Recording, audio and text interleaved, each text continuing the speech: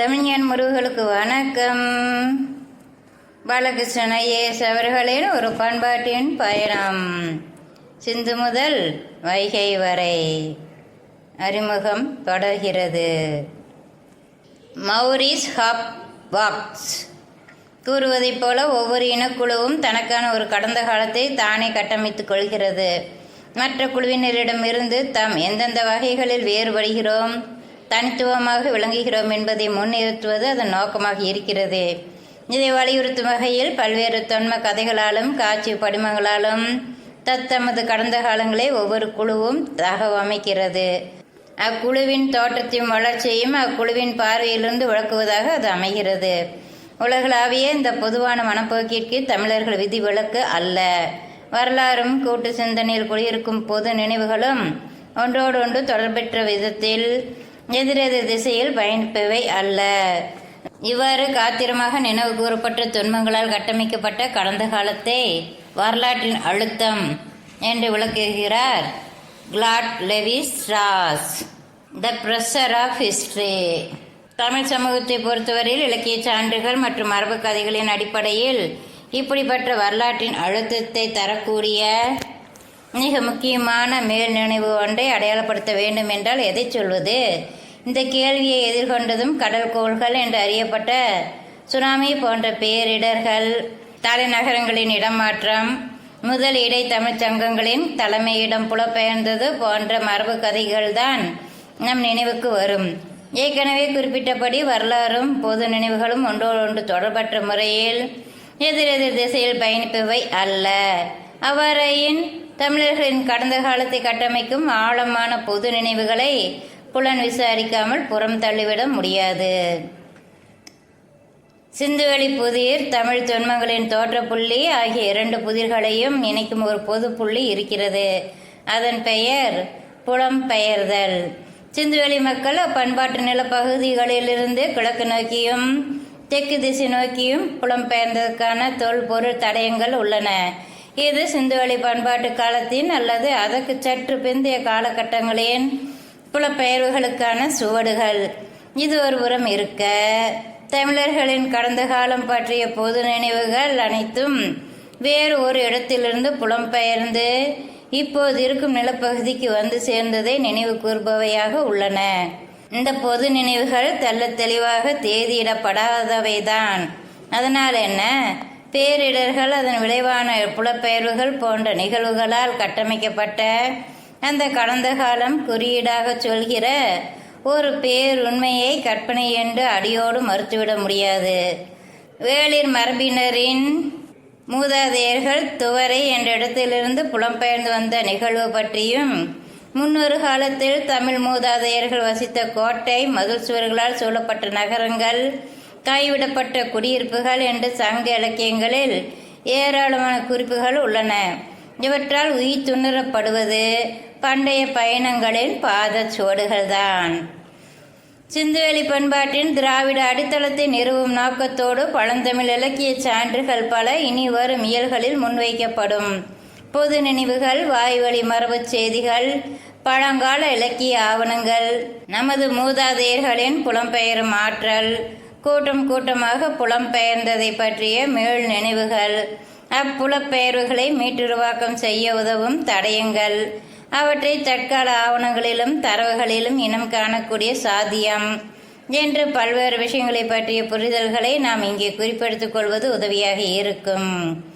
ஒரு கூட்டு சிந்தனையில் படிந்த பொது நினைவுகள், எழுதப்பட்ட வரலாறு, வாய்மொழி வரலாறு ஆகிய மூன்றும் ஒன்றுடன் ஒன்று ஓரளவு ஒட்டி உரையாடி சில பொது கூறுகளை அடையாளப்படுத்துவது புதிதல்ல. மௌரிஸ் ஹாப்வாக்ஸ் சொல்வதைப் போல பொது நினைவு என்பது தொடர்ந்து இயங்கும் பண்பியல் கொண்டது என்றாலும் அது முழுக்க முழுக்க குத்துமதிப்பான ஓர் அறிவு அல்ல. வரலாற்றிலிருந்து முற்றிலும் விட்டு விலகி இயங்கும் தனித்தடம் அல்ல.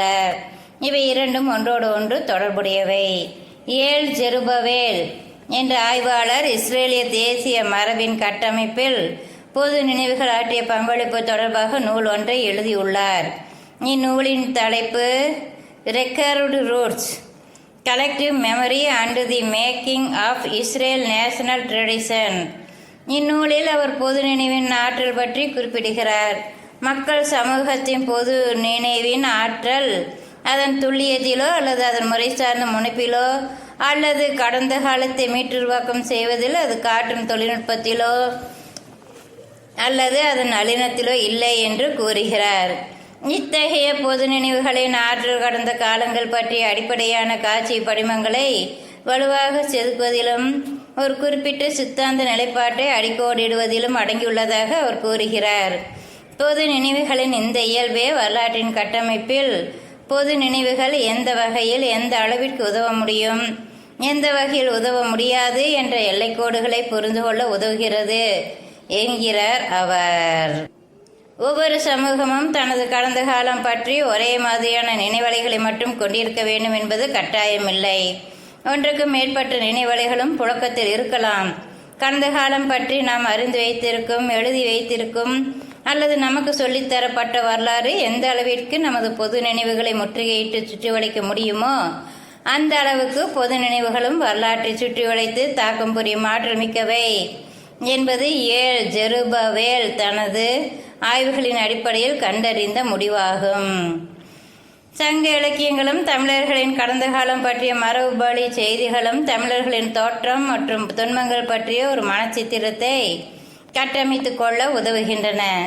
இந்த மீள் நினைவுகள் தமிழர்களின் கூட்டு சிந்தனையில் இன்று வரை தொடர்கிறது. எனவே சங்க இலக்கியங்களையும் மரபுவழி செய்திகளையும் தமிழ் தொன்மங்களின் தோற்றம் குறித்த புலனாய்வில் கருத்தில் கொள்வது ஒரு நியாயமான அணுகுமுறையே ஆகும். பொதுவாக எழுதப்பட்டதுதான் வரலாறு என்று கருதப்படுகிறது. ஆனால் எழுதப்பட்ட வரலாறு அப்பழுக்கற்ற உண்மை என்ற உறுதி எதுவும் இல்லை. எழுதப்பட்ட வரலாற்றில் உள்ளீடாக தடைக்கற்கள், சிக்கல்கள் சில உள்ளன என்பதை நாம் பெரும்பாலும் மறந்துவிடுகிறோம். பழங்கால பேரரசர்களும் மன்னர்களும் ஆட்சியாளர்களும் தங்களை பற்றி மிகையாக புனைந்திருக்கும் வகையில் தங்களது கல்வெட்டுகளை செப்பேடுகளை உருவாக்கிவிட்டு சென்றார்கள் என்பதற்கான சாத்தியத்தை முற்றிலுமாக மறுக்க முடியாது. தன்னை பற்றி குறைவான மதிப்பீட்டு தரும் செய்தியை எந்த பேரரசராவது விட்டு சென்றிருப்பாரா? தொல்பொருள் தடயங்கள் உண்மையில் நம்பகத்தன்மை மிக்க கடந்த காலத்தை கட்டமைக்க உதவுகின்றன. ஆனாலும் பல தொல்பொருள் ஆய்வுகள் எதேச்சையான கண்டுபிடிப்புகளின் தொடர்ச்சியாக நிகழ்கின்றன. மேலும் தொல்பொருட்கள் ஆய்வாளரின் முனைப்பு, அரசியல் சூழல்கள், ஆட்சியாளர்களின் ஆதரவு அல்லது சுணக்கம் போன்ற புற காரணிகளாலும் அகழ்வாய்வுகள் தாக்கம் பெறுகின்றன. தோண்டப்பட வேண்டிய தொல்பொருள் தடயங்கள் தோண்டாமல் கிடந்தால் அது காத்து கிடக்கும் வரலாறு தானே. அந்த வரலாறு தோண்டப்படும் வரை அதுக்கு பெயர்தான் என்ன? பேரி ஸ்குவாட்ஸ் வாதிடுவது போல கடந்த காலம் என்பதை வார்த்தைக்கு வார்த்தை அடிக்கடி என்று துல்லியமாக கட்டமைக்க முடியாது. வேண்டுமென்றால் வரலாறு என்பது தேவைக்கேற்றபடி சுரண்டப்படும். இதற்கான பல சான்றுகளை நம் கண்முன்னே நாம் கண்டு கொண்டு இருக்கிறோம். இந்த வகையில் நம் முன்னே கடந்த காலத்தின் கட்டமைப்புக்காக 2 வகையான தரவு வழிகள் உள்ளன. ஒன்று பொறிக்கப்பட்ட புகழுரைகள், இன்னொன்று எழுதப்படாத வாய்மொழி வரலாற்றிலும் இலக்கியங்களிலும் இடம்பெறும் கடந்த காலம் பற்றிய செய்திகள். இந்த இரண்டிலும் நேர்மறை எதிர்மறை என்ற 2 வகையான வரையறைகளும் உண்டு. இவற்றை இயன்றவரை தற்சார்பின்றி நியாயமான முறையில் புலன் விசாரிக்க ஒரு பல்துறை சார்ந்த அணுகுமுறை தேவைப்படுகிறது. அத்தகைய அணுகுமுறையே எழுதப்பட்ட ஆவணங்கள், பொது நினைவுகள் ஆகிய இரண்டையும் எந்த அளவுக்கு நம்பலாம், நம்பக்கூடாது என்பதற்கான ஒரு சூழலை நமக்கு அமைத்து கொடுக்கும். ஒரு வகையில் அப்படிப்பட்ட சமநிலையான தேடலே இந்த நூலின் அணுகுமுறையை இயன்றவரை வரையறுக்கிறது. வரலாறு என்பது உறைந்த பனி அல்ல, ஓடும் நதி. புலப்பெயர்வு என்ற உருவகம் ஒரே நேரத்தில் கடந்த காலத்தோடும் எதிர்காலத்தோடும் உரையாடுகிறது என்கிறார் பிரையன் லாம்கேன். நமது முன்னோர்களின் புலம்பெயரும் ஆற்றல் பற்றி நாம் மிக குறைவாகவே மதிப்பிடுகிறோம். நாம் எதிர்பார்த்ததை விட மிக அதிகமாகவும் வேகமாகவும் நம் முன்னோர்கள் தொடர்ந்து பயணித்து கொண்டே புலம்பெயர்ந்து கொண்டே இருந்திருக்கிறார்கள். விமானங்கள், புகைவண்டிகள், மகிழுந்துகள், பேருந்துகள், நெடுஞ்சாலைகள் என்ற வரையறைக்குள் பழகிப்போன சமகால மனிதர்களாகிய நாம் நமது முன்னோர்களின் பயண ஆற்றலை, இடம்பெயரும் திறனை நமது பலவீனமான பாதங்களை கொண்டே எடை போட முயற்சிக்கின்றோம்.